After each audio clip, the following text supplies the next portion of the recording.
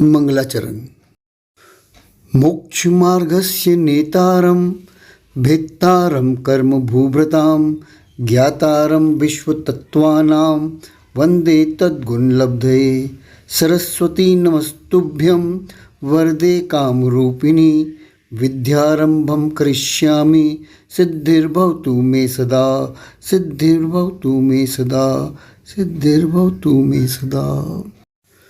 श्री परीक्षा मुख जी, अध्याय 2, सूत्र 6, दिनांक 17/5/2023। तो शुरू करें। हाँ, कल हमने अन्य विषयों के साथ सकर्मक और अकर्मक के 2 क्रियाएं ली थी। कौन सी क्रिया ली थी? हाँ, तो सकर्मक और अकर्मक याद है कि नहीं? याद है ना? हाँ, तो सकर्मक किसे कहते हैं? हाँ? कर्म से जो होता है वाक्य उसको सकर्मक, मतलब जिसमें फल जिसको कर्म को मिलता है, जिसमें क्रिया का फल कर्ता को न मिल करके कर्म को मिलता है। कर्म कर्ता से दिगर होता है, अलग होता है। क्या जी, क्या नियम है? हाँ? जी, सकर्मक में क्या होता है? हाँ? कि जो फल है वो कर्ता को नहीं मिलता, तो किससे मिलता है? कर्म को मिलता है। कर्म को मिलता है। वह तो जिसे फल मिलता है उसे कर्म कहते हैं। क्या नियम बना? हाँ? कि जिसे फल मिलता है उसे कर्म कहते हैं। वो स्पष्ट कि नहीं? हाँ, कर्ता यहाँ पर फल विहीन होता है। कर्ता कर्म के लिए क्रिया करता है। क्या?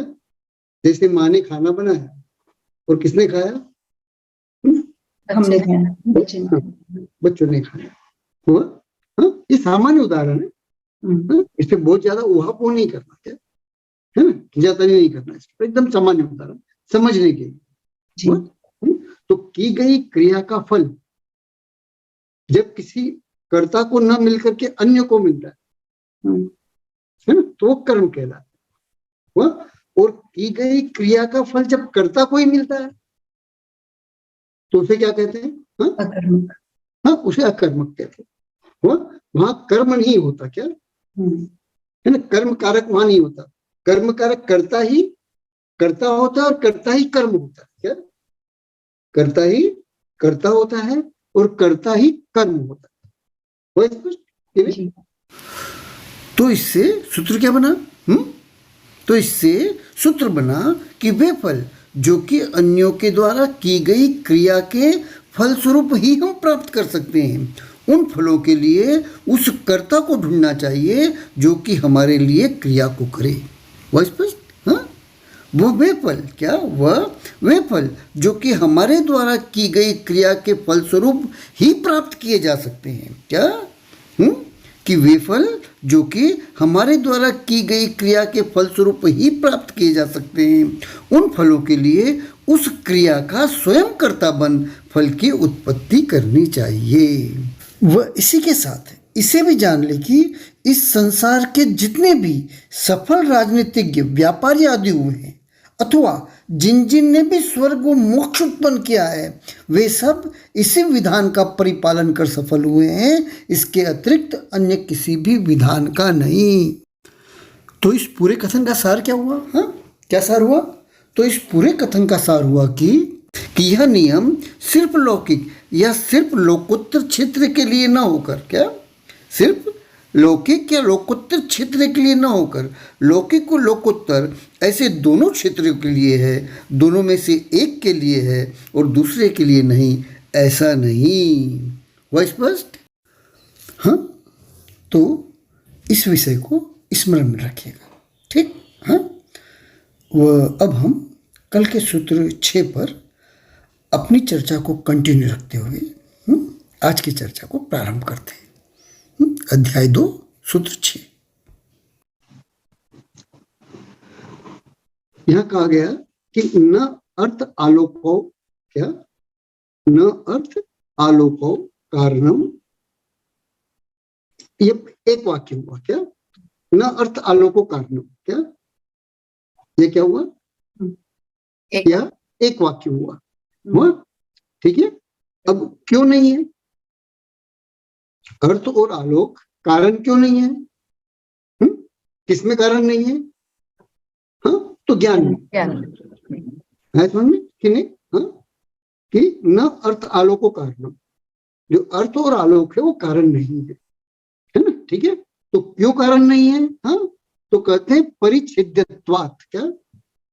ज्ञान का विषय होने से। तो जो ज्ञान का विषय होता है उससे ज्ञान नहीं होता। क्या क्या नियम है?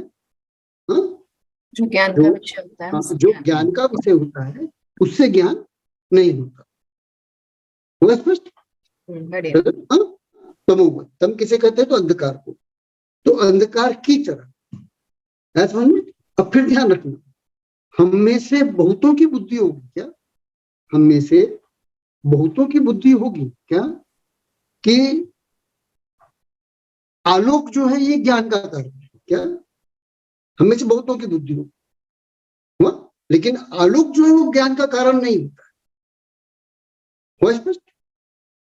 सर कि नहीं? अब धवला जी की 12वीं पुस्तक से एक न्याय का सूत्र स्मरण में ले लो, जिसका जिक्र इसमें भी आगे आएगा। क्या? जिसका जिक्र इसमें भी आगे आएगा तीसरे अध्याय में, है ना। धवलाकार जी कहते हैं जो कार्य जिसके होने पर होता है, नहीं होने पर नहीं होता है, वो उस कार्य का कारण होता है, वो कार्य उस कारण का कार्य होता है। आए ध्यान में कि नहीं? हाँ सर, हाँ? होगी नहीं स्पष्ट? हाँ, कि जो जिसके कारण होता है वो उसका कारण है। हुआ स्पष्ट? हाँ बिल्कुल जी। समझ में? हाँ जी। अब जैसे हमने रविंद्र जैन का उदाहरण लिया है ना, कि अब चक्षु उसके पास नहीं है ना, और बाहर में प्रकाश है। क्या? बाहर में प्रकाश है, तो वो प्रकाश क्या रूप का ज्ञान कराने में समर्थ है? हाँ नहीं है।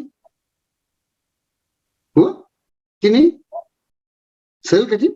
हाँ समझ में आया ना? हाँ जी।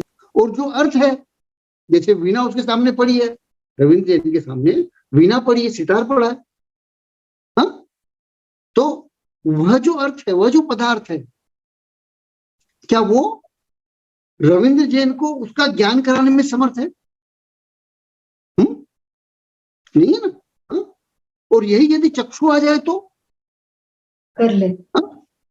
यदि उसे वह क्या चीज है वह न भी पता होगा, तब भी उसका रूप को वो जान रहा होगा। क्या क्या नियम बना? हाँ तो जानेगा। हाँ, कि वो उस वस्तु को क्या कहते हैं यह नहीं पता होगा, वह उस वस्तु से क्या कार्य किया जाता है यह नहीं पता होगा, हो सकता है ना। हाँ? लेकिन वो वस्तु है और इस आकार वाली है ना। हाँ, इसका ज्ञान उसको होगा। है ध्यान में? हाँ, तो वो ज्ञान किसने कराया? तो चक्षु इंद्रिय ने कराया। है ध्यान में? समझ में आया कि नहीं आया? हाँ? इसलिए चक्षु जो है वह तो कारण बनता है, जिसके होने से कार्य होगा, नहीं होने से नहीं होगा। क्या? जिसके होने से कार्य होगा, नहीं होने से नहीं होगा। लेकिन प्रकाश और पदार्थ कारण नहीं होंगे। समझ में? तो हम लोगों में से बहुत लोगों की बुद्धि होगी। क्या? हाँ? अरे प्रकाश नहीं होगा तो कैसे जानोगे? है तो बाधा कहाँ आएगी? तो जो निशाचर लोग हैं वो कैसे जानते हैं बगैर प्रकाश के? कहाँ बाधा आएगी? है समझ कि नहीं आ रहा? जी। हाँ? अंधकार में दिखते ही नहीं दिखते वो निशाचर लोग जी। और हम भी अंधकार में अंधकार को तो देखते ही है ना, कि नहीं देखते? देखते हैं। तो कैसे देखते? इंद्रिय के माध्यम बगैर प्रकाश के देखते हैं ना, और वहां प्रकाश आ जाए तो अंधकार नहीं, तो अंधकार ना रहे। हुआ स्पष्ट? बात समझ में आ रही कि नहीं आ रही? अच्छे से? हाँ ठीक। तो जो प्रकाश है और जो पदार्थ है, यदि पदार्थ में अपना ज्ञान करने की सामर्थ्य होती तो रविंद्र जैन के सामने रखे हुए सितार और जो वीणा है या बांसुरी है या हारमोनियम या ढोलक है या तबला है या मृदंग है, वे अपना अपना ज्ञान कराने में समर्थ होते, लेकिन नहीं होते। इससे क्या पता चलता है? हाँ? इससे इतना ही पता चलता है कि जो पदार्थ है उसमें स्वयं का ज्ञान करवाने की सामर्थ्य नहीं होती है। सर हाँ? अब चक्षु आने पर जैसे मैंने कहा कि हम रूप का ज्ञान कर लेते हैं, किसका क्या चीज है मुझे नहीं पता, है ना, हुआ। तो ये ज्ञान का ज्ञान है, किसका? चक्षु का दोष नहीं है इसके अंदर, क्या? अब किसका दोष है? यदि मैं उसकी संज्ञा नहीं जानता हूं, मेरे सामने अगर पदार्थ कोई पड़ा है तो उस पदार्थ की यदि संज्ञा मुझे नहीं पता है, उस पदार्थ का उपयोग मुझे यदि नहीं पता है, हुआ कि नहीं सर? वो पदार्थ कैसे बना इसका मुझे ज्ञान नहीं है, तो यह चक्षु इंद्रिय का दोष है कि ज्ञान का दोष? ज्ञान का दोष। ज्ञान का दोष है। लेकिन रविंद्र जैन के सामने सितार पड़ा है और वीणा पड़ी है और वो उसको नहीं जान रहा है, तो क्या ये उसके ज्ञान का दोष है? नहीं, चक्षु इंद्रिय। नहीं, चक्षु इंद्रिय का दोष है समझ में नहीं आया? हाँ, तो जिसके होने पर कार्य होता है, नहीं होने पर नहीं होता है, बस वही निमित्त होता है और कोई निमित्त नहीं होता। निमित्त के सहयोगी निमित्त और बहुत हो सकते हैं, क्या? निमित्त के सहयोगी निमित्त और बहुत हो सकते हैं, लेकिन जो मूल निमित्त होगा वो प्रथम है। वो मूल निमित्त कैसा होगा? तो उसके अभाव में काम होगा ही नहीं। जी, हुआ कि नहीं हुआ? बात पकड़ में है? अच्छे से तो आगे ध्यान में कि नहीं आया? जी जी बिल्कुल सरल कथित ठीक सर। कि जो प्रकाश है वो निमित्त नहीं, वो कारण नहीं है। लेकिन हम लोगों के मस्तिष्क में यदि बैठा है कि प्रकाश नहीं होगा तो हम जानेंगे कैसे, इसे हमको मस्तिष्क से निकालना है कि प्रकाश ये ज्ञान का कारण नहीं है। बात समझ आएंगे अच्छे से कि प्रकाश कैसे ज्ञान का कारण नहीं है? रविंद्र जैन के उदाहरण से बात पकड़ में आ गई ना अच्छे से। कि जो प्रकाश है वो ज्ञान का कारण नहीं है, वैसे ही वस्तु भी ज्ञान का कारण नहीं है। यदि वस्तु ज्ञान का कारण होती तो दिखने के सितार और वीणा ने अपने रूप का ज्ञान रविंद्र को करवा देना चाहिए था, लेकिन नहीं करवाया। हुआ कि नहीं? हाँ सर, कि नहीं? नहीं सर। यहाँ आप सभी के स्मरण में होगा कि पूर्व में हमने शब्द प्रयोग किए थे सहकारी और सहयोगी निमित्त, किए थे ना, याद है ना? हाँ, तो इससे आपके चित्त में प्रश्न उत्पन्न हुआ होगा कि सहकारी सहयोगी निमित्त या कारण किसे कहते हैं? तो प्रथम तो यह समझ लीजिए कि सहकारी और सहयोगी निमित्तों के प्रति भी, क्या सहकारी और सहयोगी निमित्तों के प्रति भी किंचित अंतर सहित, कितना अंतर सहित था? तो किंचित अंतर सहित वही सूत्र लगेगा जिसे कि हमने श्री धवला जी से लिया था। वह स्पष्ट? हाँ, वह उस सूत्रानुसार कहा जाएगा कि वो निमित्त जिसके की द्वारा संपन्न किया गया कार्य, क्या वो निमित्त जिसके के द्वारा संपन्न किया गया कार्य मुख्य निमित्त द्वारा, किसके द्वारा? मुख्य निमित्त द्वारा किए जाने वाले कार्य में प्रत्यक्ष या परोक्ष रूप से सहकार सहयोग करता है, सहकारी या सहयोगी निमित्त कहलाता है। और इसे ही हम अपनी भाषा में निमित्त का निमित्त कहते हैं। हुआ स्पष्ट? हाँ सरल। जैसे प्रकाश और अंधकार। अब यहाँ यह बतलाओ कि दिन में विचरण करने वाले जो प्राणी होते हैं, क्या दिन में विचरण करने वाले जो प्राणी होते हैं उनकी चक्षु इंद्रियां, क्या दिन में विचरण करने वाले प्राणियों की जो चक्षु इंद्रियां हैं वे कौन से पदार्थों का अवलोकन कर पाती है? प्रकाश से प्रकाशित पदार्थों का या कि अंधकार में छुपे हुए पदार्थों का? किसका कर पाती है? हाँ, तो इस प्रश्न का उत्तर होगा कि प्रकाश से प्रकाशित पदार्थों का। तो चक्षु इंद्रिय के लिए प्रकाश क्या हुआ? हाँ, चक्षु इंद्रिय के लिए प्रकाश क्या हुआ? निमित्त ही हुआ ना। हाँ, कि और कुछ हुआ?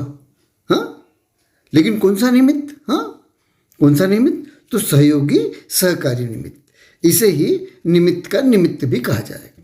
हुआ स्पष्ट?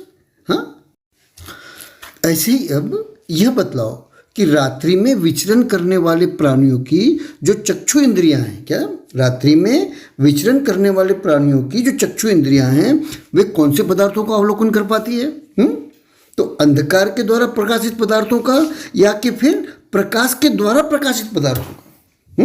तो इसके उत्तर में कहा जाएगा कि अंधकार के द्वारा प्रकाशित पदार्थों का। अब यहाँ प्रश्न कर सकते हैं आप, क्या यहाँ पर आप प्रश्न कर सकते हैं कि हमने अंधकार से प्रकाशित पदार्थ, क्या किसके द्वारा? तो अंधकार से प्रकाशित पदार्थ, यह पद प्रयोग क्यों किया? क्या अंधकार भी पदार्थों को प्रकाशित करता है? तो इसके उत्तर में कहा जाएगा कि हाँ, अंधकार भी पदार्थों को प्रकाशित करता है। वह यदि न करे तो निशाचरों की चक्षु इंद्रियों के लिए पदार्थों के रूप को जानना अशक्यानुष्ठान हो जाए। वह स्पष्ट? हाँ, सरल, कठिन? हाँ, सरल ना? हाँ, इससे सूत्र क्या बना? हाँ, इससे सूत्र क्या बना? तो इससे सूत्र बना कि जो मूल निमित्त होता है वो अपने द्वारा संपन्न किए जाने वाले, क्या? अपने द्वारा संपन्न किए जाने वाले कार्यों के लिए, क्या? अपने द्वारा संपन्न किए जाने वाले कार्यों के लिए सहकारी सहयोगी निमित्तों की कांक्षा करता है। वह क्यों? क्योंकि उन सहकारी सहयोगी निमित्तों के सहकार सहयोग पूर्वक ही वो अपने द्वारा किए जाने वाले कार्य की उत्पत्ति कर सकता है, अभाव में नहीं। वह स्पष्ट? हाँ, सरल। जैसे उच्चारित शब्दात्मक वाणी अर्थात भाषा, क्या? उच्चारित शब्दात्मक वाणी अर्थात भाषा से ज्ञानोत्पत्ति का मुख्य निमित्त कर्णेंद्रिय है। कौन है? हाँ, ज्ञानोत्पत्ति का मुख्य निमित्त कौन है? तो कर्णेंद्रिय है। किंतु चूंकि सभी शब्दात्मक वाणियां, क्या? सभी शब्दात्मक वाणियां सम्यक ज्ञान की उत्पत्ति का कारण नहीं होती है, क्या? सभी शब्दात्मक वाणियां सम्यक ज्ञान की उत्पत्ति का कारण नहीं होती है, अपितु तीर्थंकर परमदेव की शब्दात्मक वाणी ही, क्या? तीर्थंकर परमदेव की शब्दात्मक वाणी ही सम्यक ज्ञान की उत्पत्ति में कारण होती है। इसलिए सम्यक ज्ञान की उत्पत्ति के लिए कर्णेंद्रियों के साथ तीर्थंकर परमदेव की शब्दात्मक वाणी भी अनिवार्य है। लेकिन किस रूप में? हाँ, तो सहयोगी सहकारी निमित्त के रूप में। वह स्पष्ट? हाँ, सरल। वह इससे सूत्र क्या बना? हाँ, वह इससे सूत्र बना कि कार्योत्पत्ति के लिए, क्या? कार्य की उत्पत्ति के लिए जितना मुख्य निमित्त अनिवार्य है उतना ही सहकारी सहयोगी निमित्त भी। वह स्पष्ट? हाँ, तो यहाँ ठीक समझ लें कि ज्ञानोत्पत्ति के स्थूल रूप से 3 निमित्त। कितने निमित्त हैं? हाँ, तो 3 निमित्त। किसके? तो ज्ञानोत्पत्ति के। तो ज्ञानोत्पत्ति के 3 निमित्त हैं, जिनमें से पहला द्रव्येंद्रियां हैं। कौन सी? तो पहला द्रव्येंद्रियां हैं, दूसरा भावेंद्रिय रूप मति ज्ञान का क्षयोपशम है, और तीसरा सहयोगी सहकारी निमित्त के रूप में तीर्थंकर परमदेव की वाणी, प्रकाश आदि हैं। वह स्पष्ट? हाँ, सरल। किंतु स्मरण में रखना, विस्मृत नहीं करना कि अभी अभी कहे गए ज्ञानोत्पत्ति के 3 निमित्तों में से इस सूत्र 6 में जो प्रथम मुख्य निमित्त है उन द्रव्येंद्रियों को ही निमित्त के रूप में सूचित किया गया है, क्या? हाँ, जो प्रथम निमित्त है उन द्रव्येंद्रियों को ही निमित्त के रूप में सूचित किया गया है, सहकारी सहयोगी निमित्तों को नहीं। उन्हें तो मुख्य निमित्त मानने से दृढ़ शब्दों में इनकार किया गया है, क्या? उन्हें मुख्य निमित्त मानने से दृढ़ शब्दों में इनकार किया गया, लेकिन निमित्तों के अन्य भेदों में उन्हें ग्रहण करने से इनकार नहीं किया गया है। क्या? हाँ, उन्हें निमित्तों के अन्य भेदों में ग्रहण करने से इनकार नहीं किया गया है। वो यदि किया गया होता, क्या? वो यदि किया गया होता तो प्रथम अध्याय का सूत्र 12वां प्रदीपवत, कौन सा सूत्र? हाँ, 12वां सूत्र प्रदीपवत, ये लिखा ही नहीं गया होता, लेकिन लिखा गया है। वह इससे ज्ञात होता है कि परीक्षा मुख जी की रचयिता आचार्य भगवंत निमित्तों के 2 भेद स्वीकार करते हैं, जिनमें से पहला मुख्य और दूसरा अन्य है। वह इन 2 भेदों में से इंद्रियां जहाँ ज्ञानोत्पत्ति की मुख्य निमित्त है, वहीं प्रकाश आदि अन्य निमित्त। वह स्पष्ट? हाँ, सरल। तो अब यहाँ इस सहकारी सहयोगी निमित्त वाले विषय को स्थगित कर अनिवार्य होने से यहाँ देह अर्थात शरीर व शरीर में स्थित इंद्रियों के, क्या? शरीर व शरीर में स्थित इंद्रियों के अनूठेपन के संबंध में, किसके संबंध में? हाँ, तो अनूठेपन के संबंध में संक्षिप्त में चर्चा कर लेते हुआ। तो बतलाओ कि पदार्थों को जानता कौन है? हाँ, तो क्या इंद्रिया जानती है? हाँ, क्या इंद्रिया जानती है? तो इंद्रिया नहीं जानती। क्या? पदार्थ। पदार्थ कौन जानता है? तो इंद्रियां नहीं जानती क्या? जी। हाँ, जानती है? नहीं, अगर इंद्रिया जान ले तो वे चेतन कह रहा चेतन अजय। है ना? तो इंद्रियां क्या है? इंद्रियां जो है वे उन विशिष्ट प्रकार के परमाणुओं से बनी है क्या? है? इस तरह के परमाणु जो है ये दुर्लभ है क्या? है? जिन्हें हम नाम कर्म की प्रकृति कहते हैं, ये विशिष्ट प्रकार के परमाणु हैं और इन परमाणुओं का जो पुद्गल हम देखते हैं उससे कोई संबंध नहीं क्या? जिस पुद्गल का हम वेदन करते हैं, जिस पुद्गल का हम अनुभव करते हैं, उससे कोई संबंध नहीं है ना? हाँ, क्यों नहीं है? क्यों नहीं है? यदि इस पुद्गल से संबंध होता तो इंद्रियों के खराब होने में इन पुद्गलों का उपयोग किया जाता, लेकिन किया जा सकता है? हाँ, किया जा सकता है? हाँ, नहीं किया जा सकता है ध्यान में कि नहीं है? हाँ, किसी का नकली हाथ लगा दिया आपने, है ना? हाँ, अब वो जो नकली हाथ है वो संवेदनाओं को ग्रहण कर रहा है क्या? तो संवेदनाओं को ग्रहण नहीं कर रहा है, तो संवेदनाओं को देने वाले जो परमाणु है उन परमाणुओं से ये शरीर बना है, वो विशिष्ट प्रकार का है ध्यान में कि नहीं है? हाँ, इसलिए इस शरीर की तुलना सामान्य पुद्गल परमाणुओं से नहीं कर है, दोनों में जमीन आसमान का वो स्पष्ट कि नहीं? हाँ, इस पुद्गल के अंदर विशेषता क्या है? हाँ, विशेषता क्या है कि स्वयं अस्तित्व होने के बाद भी बाहर की संवेदनाओं को यह जीव तक पहुंचाता है और जीव की संवेदनाओं को बाहर अन्यों तक पहुंचाता है कि नहीं? इसलिए यह अत्यंत विशिष्ट प्रकार का, यह अत्यंत उपयोगी है, लौकिक क्षेत्र में भी उपयोगी है और लोकोत्तर क्षेत्र में भी उपयोगी है। जैसे उदाहरण के लिए छोटी सी बात बताऊं, वीर्यांतराय कर्म का क्षयोपशम होने से हम शक्ति का अनुभव करते हैं। हाँ? और जिस शक्ति का हम वेदन करते हैं उस प्रकार का वेदन किसी भी अन्य पुद्गल परमाणु के द्वारा हम कर सकते हैं? नहीं। हाँ? नहीं कर सकते हैं। तो वो विशिष्ट सामर्थ्य किसमें है? तो उन पुद्गल परमाणुओं में जिससे कि यह शरीर बना है ध्यान में। हाँ, इसलिए यह शरीर निराला है, यह शरीर अद्भुत है, अनुपम है, अद्वितीय है कि नहीं? आगे ध्यान बात पकड़ में कि नहीं है? जी, तो हुआ यह शरीर कैसा है? हाँ, किन पुद्गल परमाणुओं से बना है? तो ऐसे पुद्गल परमाणुओं से बना है कि जिसकी तुलना हम संसार में किसी से नहीं कर सकते हैं कि नहीं है? हाँ, कि शरीर किन चीजों से बना है? हाँ, तो शरीर उन पुद्गल परमाणुओं से बना है जिसकी की तुलना हम संसार में और किसी से नहीं कर सकते। हुआ कि नहीं हुआ? बात पकड़ में आई? और उन्हीं पुद्गल परमाणुओं के अंदर इंद्रियों का समावेश होता है, इसका होता है कि नहीं? तो जैसी सामर्थ्य इंद्रियों की है जानने की, जनवाने की, क्या जनवाने रूप जानने की, कार्य में कारण का उपचार करके, है ना? वो कि इंद्रिया जानती है, आप कह सकते हो, द्रव्येंद्रिया जानती है, आप कह सकते हैं। तो उसमें शक्ति क्या है? हाँ, यह शक्ति जो है अर्थ और आलोक में नहीं है। क्या समझना है अपने को?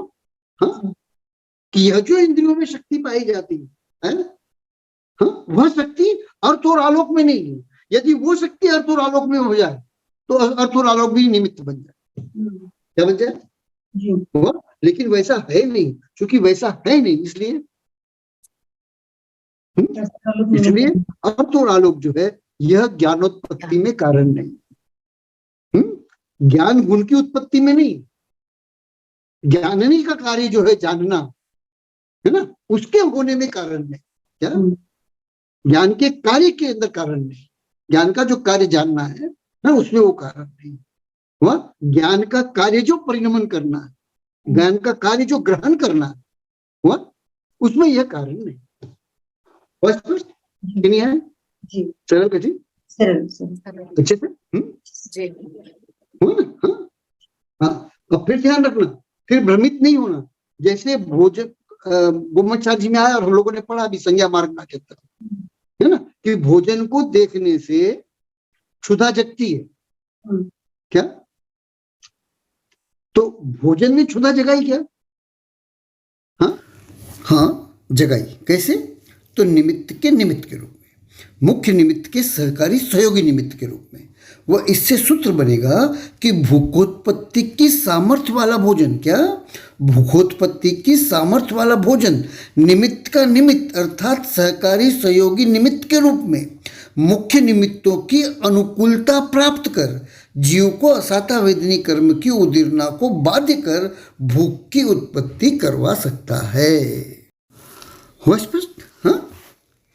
अब यहाँ प्रश्न उत्पन्न होगा कि निमित्त कौन है? क्या मुख्य निमित्त कौन है? वह तो मुख्य निमित्त भोजन का अवलोकन करने वाली चक्षु इंद्रिय और भोजन की सुगंध ग्रहण करने वाली नासा इंद्रिय, जिनके की द्वारा भोजन का लुभावना रूप और उसे प्राप्त करने की उत्कंठा उत्पन्न करने वाली सुगंध मति ज्ञान तक पहुंचाई गई।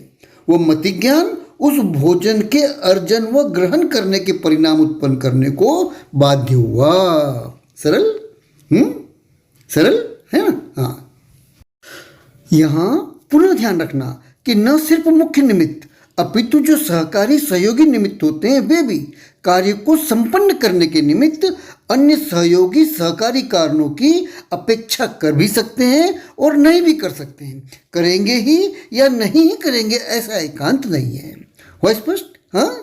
तो इस व्याख्या को भली प्रकार अपनी धारणा में स्थित कर जहाँ जहाँ भी निमित्त का कथन आए वहाँ वहाँ स्मरण कर व्याख्यान करना है। ध्यान क्रिया। हाँ। तो इस तरह के विवेचन से बचना क्या कि देखो भूख किससे लगी, उमचार्य में लिखा है कि उसको देखने से भूख लगी। किसको? भोजन को देखने से है। अब आप तो सिर पकड़ लोगे, अरे हाँ शास्त्र में ही तो लिखा है। क्या शास्त्र में ही तो लिखा है कि भोजन देखने से भूख लगी, तो अर्थ के द्वारा ज्ञान नहीं होता ऐसा कैसे कह सकते हैं अपन? जब भूख जग रही है तो सब कुछ हो सकता है कि नहीं है? लेकिन भूख कैसे जगी समझ में आया कि अपना कार्य करने में समर्थ भोजन को मुख्य निमित्त के सहकारी सहयोगी निमित्त के रूप में गोमत्सारजी में भूख जगाने वाला निमित्त कहा गया है, मुख्य निमित्त के रूप में नहीं। हाँ। तो जो लिखा गया है ना, उसमें जो नहीं कहा गया है उसका अभ्यास नहीं होने पर आप में भ्रम उत्पन्न करवाया जा सकता है। समझ में? हाँ? और इसी भ्रम के कारण हम लोगों में से बहुत लोगों को भ्रम है कि आलोक जो है, प्रकाश जो है वो ज्ञान का कारण, वो निमित्त का निमित्त है कि नहीं है? वो मूल निमित्त नहीं, उससे ज्ञान नहीं उत्पन्न होता। हुआ कि नहीं?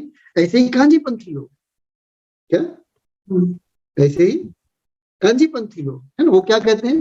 हाँ? कि इंद्रियां जो है, इंद्रियों ने ज्ञान को नहीं परिणमाया। क्या कहते हैं? हाँ? इंद्रियों के द्वारा विषय ग्रहण करने पर, क्या इंद्रियों के द्वारा विषय ग्रहण करने पर ज्ञान अपने आप परिणमा। क्या? अरे भैया ज्ञान यदि अपने आप परिणमन रहा है तो उसको इंद्रियों की आवश्यकता ही क्यों है? हाँ? बीच में उस निमित्त की आवश्यकता क्यों है? ऐसा ही आश्रव बंध के विषय में भी कहते कि कर्म का आश्रव हुआ, क्या कर्म उदय में आया, क्या हुआ? तो कर्म के उदय में आते ही जो जीव है वह स्वयं में ही मिथ्यात्व कर्म उदय में आया तो मिथ्यात्व रूप परिणाम। भाई स्वयं में कैसे परिणमेगा? अगर स्वयं में परिणमने की शक्ति है तो कर्म के उदय की आवश्यकता क्या है? हाँ? हुआ कि नहीं हुआ सर? कि कठिन नहीं सर। हाँ। और दूसरा, कर्म के पास तो जीवत्व तो नहीं है ना, चेतनत्व तो नहीं है। हाँ? तो मेरे द्वारा मिथ्यात्व भाव करने पर जो मिथ्यात्व नाम का कर्म है वो आश्रमित कैसे हुआ? कैसे हुआ बताओ? हाँ? हो सकता है? हाँ? हो सकता है क्या? नहीं हो सकता। तो पुद्गल होने के कारण जिन कर्मों के पास चेतनत अर्थात ज्ञान नहीं है, क्या कि पुद्गल होने के कारण जिन कर्मों के पास चेतनत अर्थात ज्ञान नहीं है उन्हें पता कैसे चला? क्या उन्हें पता कैसे चला कि संसारस्थ अनंत जीवों में से इस जीव के लिए उन्हें आश्रवित होना है? क्या? हम्म? कांजीपंथियों से पूछ रहे हैं अपन। किसको पूछ रहे हैं? हाँ, किसे पूछ रहे हैं अपन? हाँ, जी हाँ जी कांजीपंथियों से पूछ रहे हैं। हाँ? तो क्या कहता है कि वो स्वयं में परिणमित हुआ। क्या? वो स्वयं में आश्रमित हुआ। स्वयं में कैसे हुआ? स्वयं में उत्तर नहीं है। यह उत्तर बुद्धजनों के प्रश्न का उत्तर नहीं है, समझ में? हाँ? और उसके लिए फिर वो भी क्या करते हैं, किन्हीं आचार्य का कोई ऐसा वाक्य लेके आ जाते हैं, क्या, जिसे पढ़ना तो स्यात् पदांकित सहित चाहिए, हाँ, लेकिन उसमें से स्यात् पद का वो अभाव करके, है ना, किसका? स्यात् पद का अभाव करके और उसका एकांत आग्रह करके फिर उसको प्रस्तुत करके अपनी बात है ध्यान क्लियर है? हाँ, जैसे अभी हमने किया था कि भूख कैसे लगी, तो भोजन को देखने से लगी। भोजन देखने से लगी। हाँ? हो गया ना, सब खत्म। हाँ? जी, निमित्त अभी जी, इस वाक्य को कैसे लेना है? हाँ? भोजन को हाँ? स्त्री को देखने से मैथुन संज्ञा जगी, इस वाक्य को कैसे लेना है? हाँ? भयकारक वस्तुओं को देखने से भय लगा, कैसे? हाँ? हुआ? परिग्रह को देखने से परिग्रह संचय की बुद्धि आई, तो इसको कैसे लगाना है? हाँ? आ रहा है समझ में कि नहीं आ रहा है? हाँ? जी अच्छे से कि नहीं? हाँ? आ रहा है। थोड़ा आसान है कि नहीं? कि कठिन है?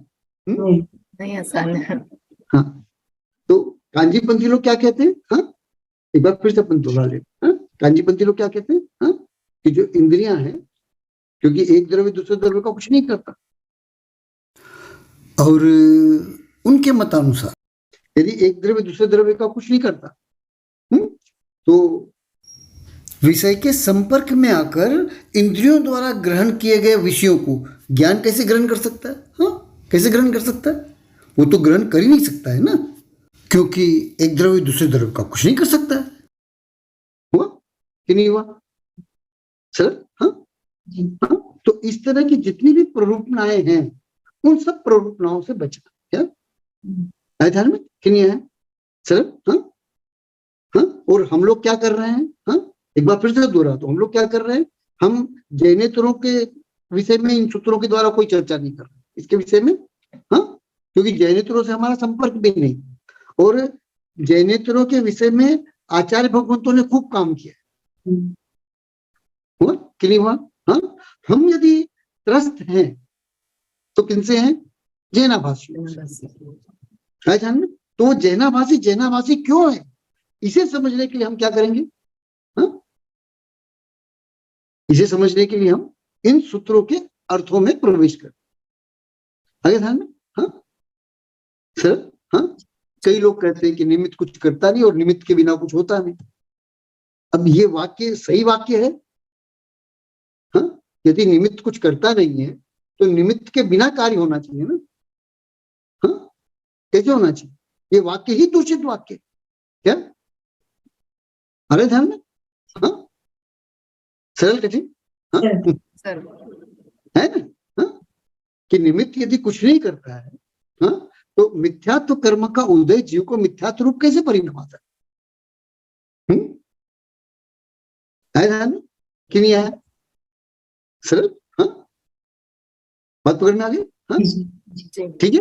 ऐसे ही 8 कर्म ले ले, 8 कर्म उनकी 148 प्रकृतियों को ले ले, उसमें से जो पुद्गल विपाकी प्रकृतियां उनको अलग कर देते, और जितनी जीव विपाकी प्रकृति है उनको लेकर के चिंतन करना कि ये जीव विपाकी क्यों है, यदि निमित्त कुछ नहीं करता है कि नहीं है?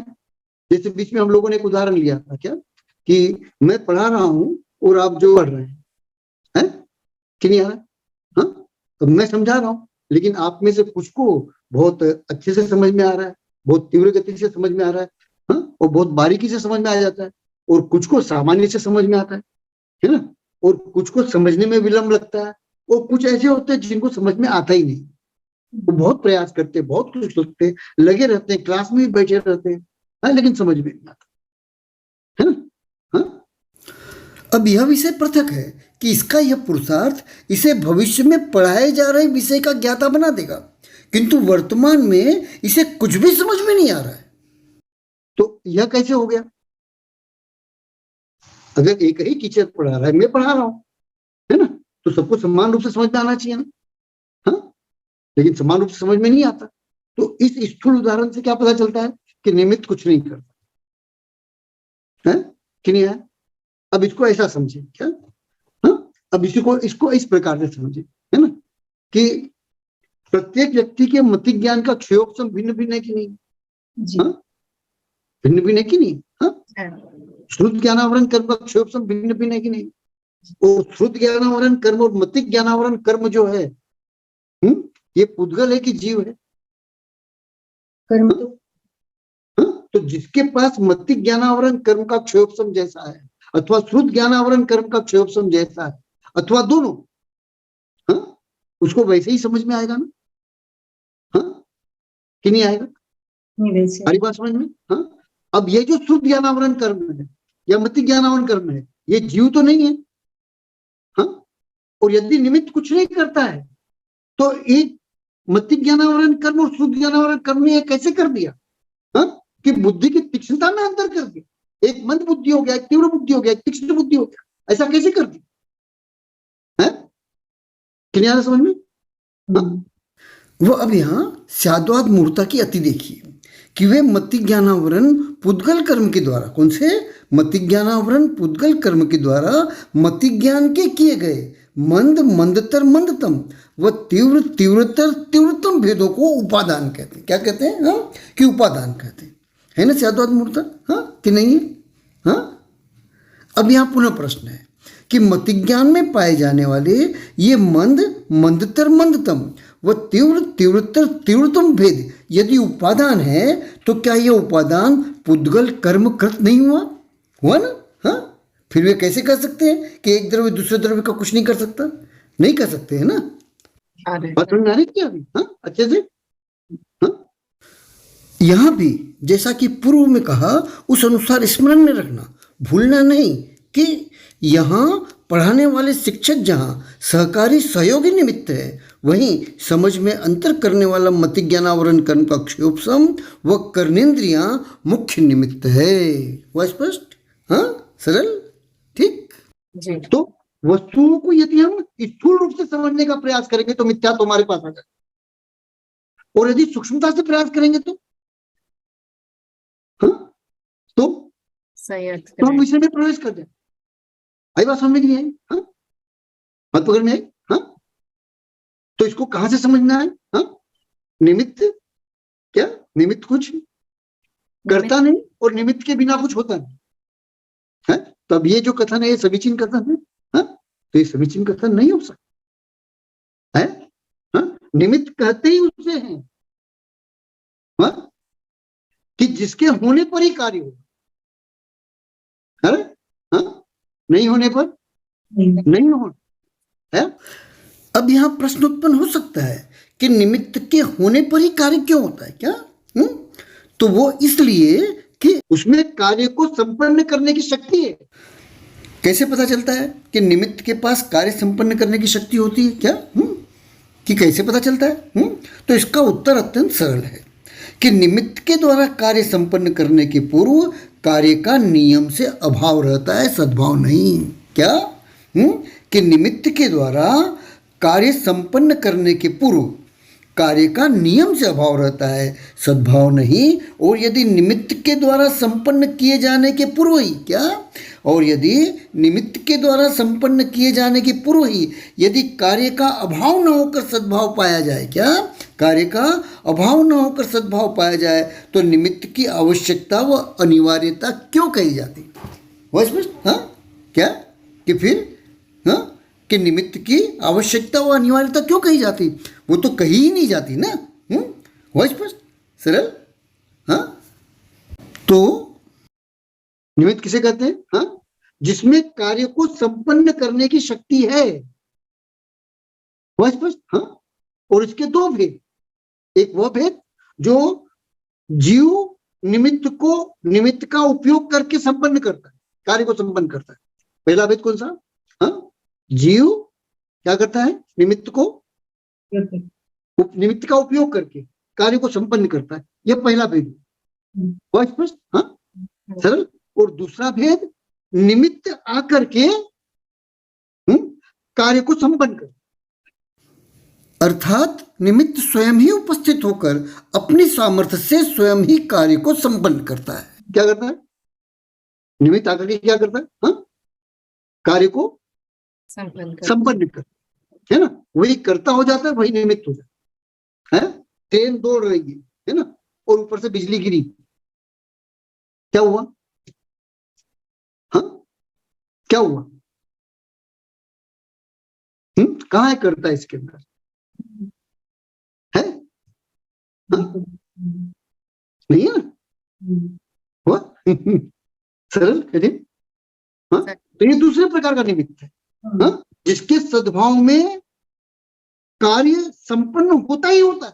क्या कार्य संपन्न हुए बगैर रहता नहीं? हुआ? बात पकड़ में आई कि नहीं आई? हाँ? सरल कठिन? जैसे उदाहरण के लिए, निमित्त यदि कुछ नहीं करता है तो ज्ञान ज्ञान के द्वारा जानता है, ये वाक्य बनेगा? हाँ? बनेगा क्या? हाँ? हाँ? निमित्त को मानोगे तभी तो बनेगा ना। हाँ? है समझ में कि नहीं आ रहा? बात पकड़ में आ रही है? हाँ? हाँ? तो यहां पर आप कह सकते हो कि निमित्त कुछ नहीं करता। हाँ? निमित्त स्व हो या पर हो, है कि नहीं है? हाँ? सरल? हाँ? अग्नि अपनी उष्णता से प्रकाश करती है। किससे? अग्नि अपनी उष्णता से प्रकाश करती है। हाँ? तो इसमें प्रकाश करने वाला कौन है? अग्नि है ना। हाँ? और अग्नि की उष्णता अग्नि ही है ना। मतलब अग्नि कर्ता, वो उसकी उष्णता निमित्त हुई या नहीं हुई ना? हाँ? अब बोल सकते निमित्त कुछ नहीं करता। हाँ? सरल? बात पकड़ में आ रही कि नहीं आ रही? हाँ? हर जगह बाधित हो, क्या करोगे? स्व में भी बाधित होगे और पर में भी बाधित हो। तो निमित्त कुछ नहीं कर सकता, ऐसा वही कह सकता है जो कि निमित्तों के विषय में अज्ञानी हो, या सशंक बुद्धि हो, या विपरीत बुद्धि हो, या अनध्यवसाय बुद्धि हो। वो नहीं जिनका कि निमित्तों के विषय में ज्ञान स्यात् पदांकित हो। अब यहाँ प्रश्न उत्पन्न हो सकता है कि निमित्तों के विषय में ज्ञान स्यात् पदांकित क्यों चाहिए? तो वो इसलिए कि निमित्त एक प्रकार का न होकर भेद प्रभेद से युक्त होता है। क्या कि निमित्त जो है वो एक प्रकार का न होकर भेद प्रभेद से युक्त होता है। वह इन्हीं भेद प्रभेदों में निमित्त का एक तीसरा रूप भी है, जिसे कि उदासीन निमित्त कहते हैं। अब यहाँ पुनः प्रश्न उत्पन्न होगा कि यह उदासीन निमित्त क्या है? क्या प्रश्न उत्पन्न होगा कि यह उदासीन निमित्त क्या है? तो इसे एक उदाहरण से समझिए। वो उदाहरण ट्रेन की पटरियाँ हैं। ट्रेन की गति व स्थिति के लिए ट्रेन की पटरियाँ मुख्य निमित्त नहीं होती हैं, अपितु मुख्य निमित्त ट्रेन का इंजन होता है। वो पटरियाँ इस मुख्य निमित्त का उदासीन बने रहते हुए सहयोग सहकार करने के कारण, क्या उदासीन बने रहते हुए सहयोग सहकार करने के कारण उदासीन निमित्त कहलाती है। वह स्पष्ट? हाँ? अब इसे ऐसे भी समझ लें कि गति करने को इच्छुक या प्रेरित या ऊर्ध्वगति स्वभाव युक्त शुद्ध जीव व पुद्गल को जो गति कराने में सहयोगी सहकारी निमित्त होता है, उसे परमागम में धर्म द्रव्य कहा गया है। वह स्पष्ट? हाँ? और यह धर्म द्रव्य पटरियों की तरह गति करने को इच्छुक या प्रेरित या ऊर्ध्वगति स्वभाव युक्त शुद्ध जीव व पुद्गल को गति कराने में एक उदासीन निमित्त की तरह कार्य करता है, मुख्य निमित्त के रूप में नहीं। वह स्पष्ट? हाँ? ऐसे ही अधर्म द्रव्य भी है। यह अधर्म द्रव्य ठहरने को इच्छुक या प्रेरित या धर्म द्रव्य के अभाव में ठहरने को बाध्य शुद्ध जीव व पुद्गल द्रव्य के लिए पटरियों की तरह एक उदासीन निमित्त के रूप में कार्य करता है, मुख्य निमित्त के रूप में नहीं। हुआ स्पष्ट कि पूर्व में निमित्त के दो भेद कहे, जिनमें से पहला वो जिसका कि उपयोग कर जीव अपने लिए कार्य को संपन्न करता है, वो दूसरा वो जिसमें कि निमित्त स्वयं ही उत्पत्ति स्थिति व व्यय रूप कार्यों को संपन्न करता है। इन दोनों से पृथक जो तीसरा निमित्त है वो उदासीन निमित्त है। वह निमित्तों के इन्हीं व इन जैसे ही अन्य भेद प्रभेदों के कारण निमित्तों का स्यात् पदांकित ज्ञान अनिवार्य है। हरी बात समझ में कि नहीं आ रही? जी सरल कठिन? हाँ, सरल अच्छे से। हाँ, जी तो निमित्त समझ में आ रहा है ना? हाँ, इन दो सूत्रों के द्वारा हम निमित्त को समझ, है ना? हाँ, मिथ्या निमित्त को का त्याग करना है यहाँ पर। अर्थ और आलोक मिथ्या निमित्त, क्या? इन्हें मुख्य निमित्त मानना मिथ्यात्व है क्या? तो इनका त्याग करना है। और सम्यक निमित्त कौन है? तो इंद्रिय और अनिंद्रिय सम्यक निमित्त, उन्हें ग्रहण करना है। हाँ? इंद्रियों और अनिंद्रियों को ग्रहण किया क्या, तो हित की प्राप्ति हो जाएगी, है ना? और अर्थ और आलोक का त्याग किया तो अहित का परिहार हो जाए, है? और उल्टा कर लिया तो हित की प्राप्ति। अहित की प्राप्ति और हित का परिहार हो जाए। आई बात समझ में? बात पकड़ में आ रही कि नहीं आ रही? हाँ, बढ़िया सरलता से। हाँ, जी अच्छे से। कि नहीं? हाँ, समझ में आ रहा है? इसकी चूक समझ में आ रही है? कांजीपंथियों की चूक समझ में आ रही है? जी हाँ, जी हाँ, कांजीपंथी इसलिए मिथ्या दृष्टि नहीं है क्या, इसलिए जैनाभासी नहीं है कि वे मुनिराजों को नहीं मानते, हाँ, इसलिए मिथ्या दृष्टि नहीं है। इस चीज को गांठ मान लो क्या हुआ।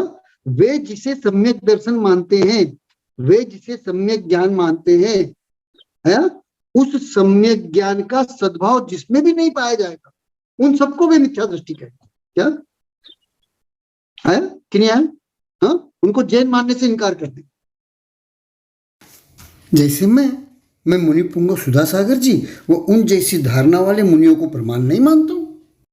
अरे समझ क्लियर है?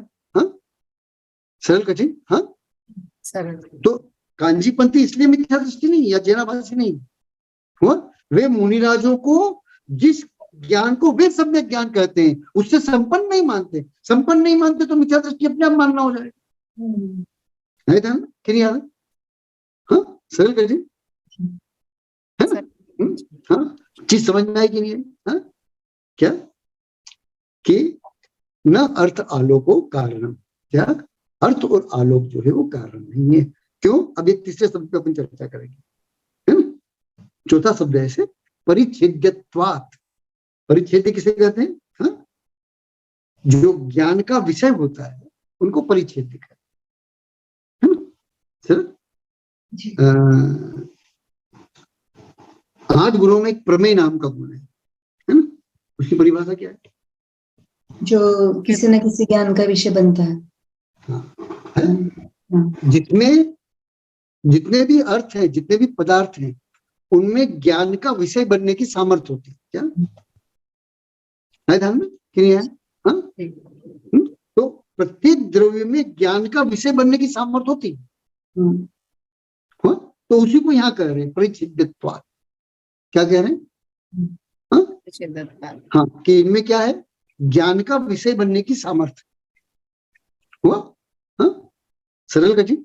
हाँ, है नहीं? हाँ?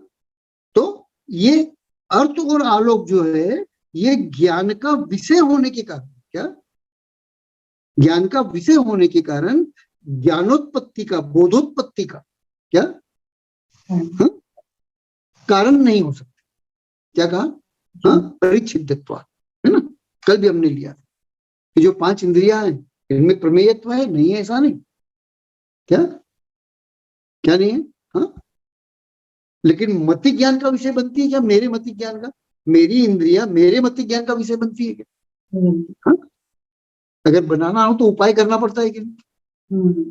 हाँ, सर, हाँ, ठीक है। और अगर उपाय भी करना हो तो दर्पण के सामने खड़े हो गए, है ना? अब दर्पण मेरी उल्टी छवि बनाता है कि सीधी छवि बनाता? उल्टी छवि बनाता है ना? हाँ, हाँ, और उसे मेरे मति ज्ञान के द्वारा मुझे क्या समझना पड़ता है? हाँ? उसको सीधा करना पड़ता है, नहीं करना पड़ता है? हाँ, करना पड़ता है। मुझे मेरी बुद्धि को क्या करना पड़ता है? हाँ, बैलेंस करना पड़ता है। मतलब ये विशेषत्व ये हाँ, आज समझ की नहीं आ रहा? बात तो समझ में आई कि नहीं आई? हाँ, तो इंद्रिया जो है वो मति ज्ञान का विषय नहीं है क्या? आप कोशिश करके देख लो, नहीं है, प्रयास करके देख लो आप, क्या आपको यदि इंद्रियों को मति ज्ञान का विषय बनाना होगा तो उपाय करने, क्या करने होंगे? उपाय है? क्लियर है? हाँ, उपाय के द्वारा ही आप जान पाओगे इंद्रियों को, नहीं तो इंद्रियों को नहीं जान सकते। सर ठीक है? हाँ, हुआ कि नहीं हुआ? हाँ, अब फिर ध्यान रखना, इंद्रियां जिन्हें हम इंद्रियां कहते हैं उसके भी विशेष भाग में रहे। हाँ, आपकी पूरी आंख जो है वो आंख है क्या? चक्षु है क्या? हाँ, हाँ, नहीं है ना? हाँ, आपकी पूरी नाक जो है वो नासा है क्या? आपकी पूरी जीवा जीव है क्या? हाँ, जीवा है क्या? हाँ, आपकी पूरी देह स्पर्शन है क्या? हाँ, नहीं हुआ कि नहीं हुआ? सर हाँ, ये जो कान है ये पूरे के पूरे कान ही कर्मेंद्रिय है क्या? हाँ, द्रव्येंद्रिय के भेद बोलो।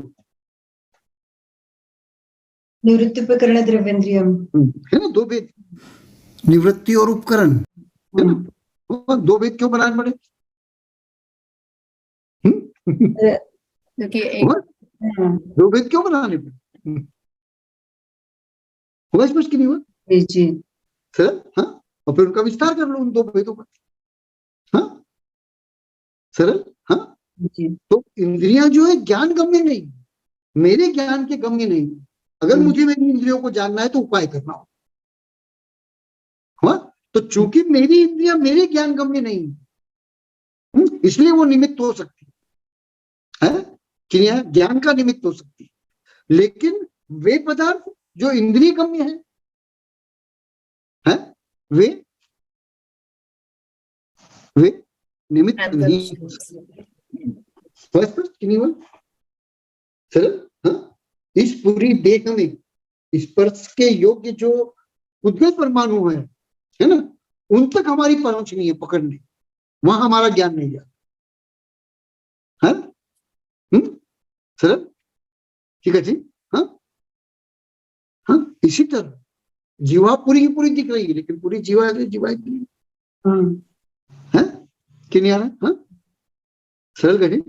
हाँ, सर हाँ, तो इंद्रिया बहुत विशेष है। क्या है? उसके पुद्गल परमाणु बहुत विशेष है। उन पुद्गल परमाणुओं की तुलना जो है हम सामान्य पुद्गल परमाणु उससे नहीं कर सकते। क्या? जिन्हें हम पुद्गल रूप से जानते हैं उनसे नहीं कर सकते। इसलिए शरीर की तुलना कभी भी सामान्य पुद्गल परमाणुओं से नहीं कहना कर, है ना? हाँ, ऐसे नहीं कहना कि जैसे पत्थर है वैसे ही शरीर है। क्या? ऐसा कभी नहीं कहना है। ध्यान में क्लियर आ रहा है? हाँ, शरीर उससे बहुत भिन्न है, शरीर उससे बहुत विशेष है। यदि आप दोनों को एक कह दिया आपने, क्या सर्व प्रकार से अगर एक कह दिया तो तुरंत मिथ्या तो जो प्रवेश कर जाए। है ध्यान में क्लियर आ रहा है? हाँ, इसलिए सावधान रहे। हो रहा है बात में आ रही है? हाँ, अच्छे से। हाँ, तो परिच्छेद्यत्वात् समझ में आ रहा है? हाँ, परिच्छेद्यत्वात् मतलब ज्ञान का विषय है ना।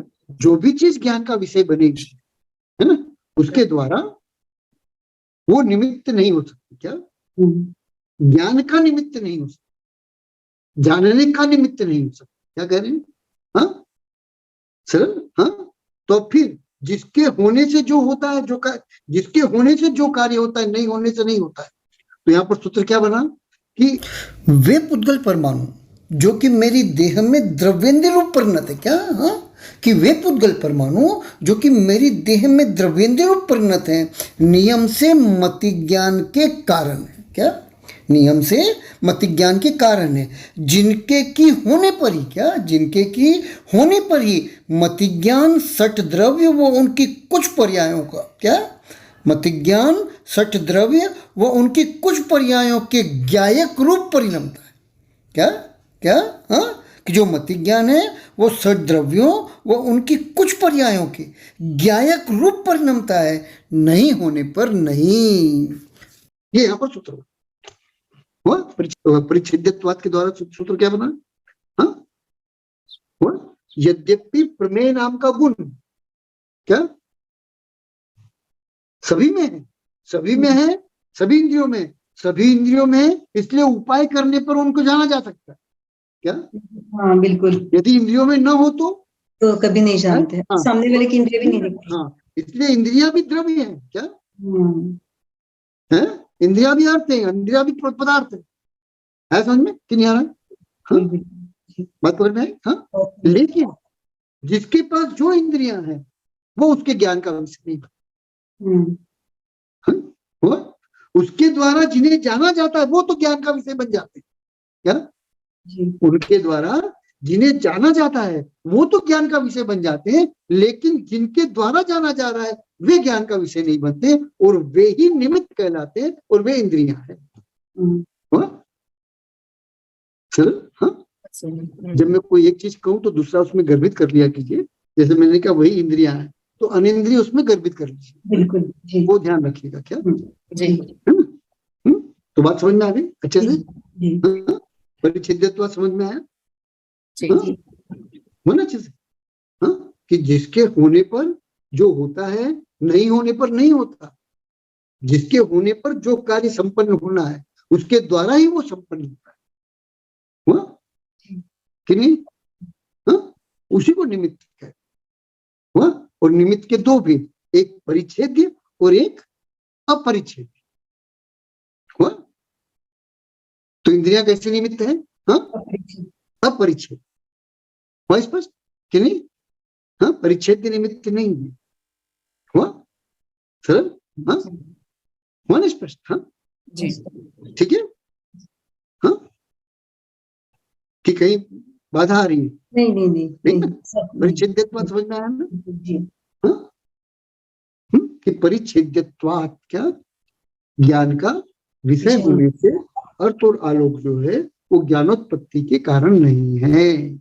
वह तो कारण कौन है? तो 5 इंद्रियां जो है वो कारण है। छठा मन जो है वो कारण। हुआ? हाँ? सरल जी, है ना? हाँ? और इंद्रियां जीव विपाक की है कि नहीं है? है, कैसे मालूम पड़ता है? औद्योगिक भाव का भेद बोलो, उसमें इंद्रिया है कि नहीं इतना बता दो। चलो, गति इंद्रिय का, हाँ है, गति के बाद इंद्रिय। गति इंद्रिय तो इंद्रिय क्या है? औद्योगिक भाव है। आया ध्यान में कि नहीं आया? इसलिए जो द्रव्येंद्रिया है वो जीव विपाक। क्या है समझ में? हाँ, जीव विपाकी है, इसलिए बाहर की संवेदनाओं को वहां तक पहुंचा सकती है, और जीव की संवेदनाओं को बाहर तक पहुंचा सकती है। बात सुन कि नहीं है? हाँ, बहुत सुंदर। हाँ, कौन सा भाव है? बहुत औद्योगिक भाव, गति के बाद। सरल? हाँ, ठीक है। तो अब अंतिम, अब क्या कहा शिष्य ने कि सब समझ में आ गया और नहीं भी आया। क्या कहा? अब आप इतनी देर से बोल रहे हो तो मैं कैसे बोलूं कि समझ में नहीं आया? है ना? क्या? तो धीरे से क्या बोल देता है कि आचार्य भगवान कुछ उदाहरण से समझाइए ना। क्या बोल दिया जी, एकदम से तो ऐसा बोल नहीं सकता ना। हाँ, बोल सकते हैं?